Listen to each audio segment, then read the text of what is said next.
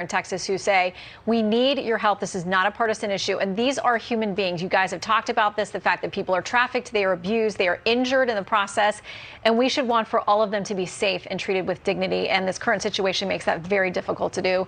Commissioner Julio, thank you both for coming back. Thank you. God bless, Shannon. You too. Breaking tonight, North Korea is engaging in yet another ballistic missile test, their third one this year. The Hermit Kingdom firing off one short-range ballistic missile into the Sea of Japan early Tuesday local time there. That's according to our intel assessments.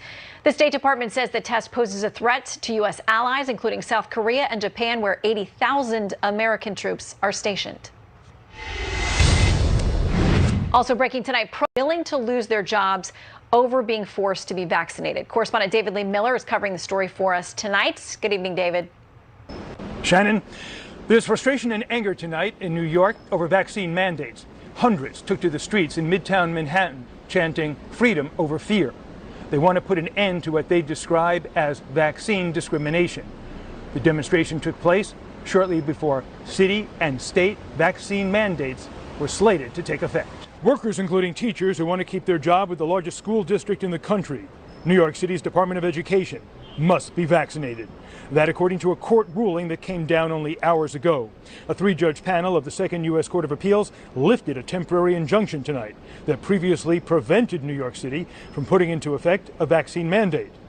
New York Mayor Bill de Blasio says teachers and other DOE employees now have until 5 p.m. Friday to either get their first dose of the vaccine or look for work elsewhere. New York's teachers union issued a statement that said, in part, the city has a lot of work before it to ensure that enough vaccinated staff will be available by the new deadline. This morning, before the judge's ruling, de Blasio was optimistic the city would prevail in court. We're trying to protect working people in our schools. We've been in court with this very same set of information, very same argument at both the state and the federal level. We've won previously. We expect to win again and quickly this week. Starting tomorrow, a statewide vaccine mandate takes effect for all healthcare workers in New York State. The governor made this plea to the unvaccinated.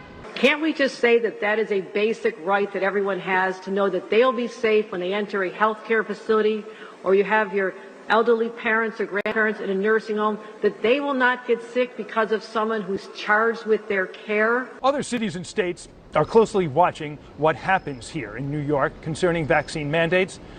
A number of hospitals have already laid off workers who will not comply. Shannon? David Lee Miller in New York, thank you so much.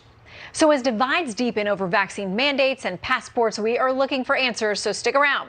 Dr. Marty McCary, a Fox News contributor and one of our go-to medical experts, joins us in just a few minutes to tackle the latest COVID controversies.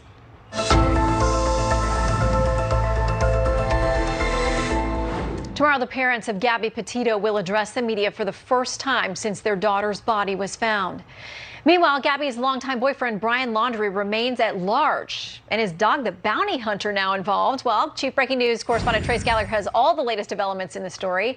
Good evening, Trace. Shannon, good evening. We now know the FBI has taken the lead in the search for Brian Laundrie. And on that note, FBI agents made another stop at the Laundrie family home on Sunday. They left with several items belonging to Brian in hopes of obtaining a DNA sample. DNA experts say because Laundrie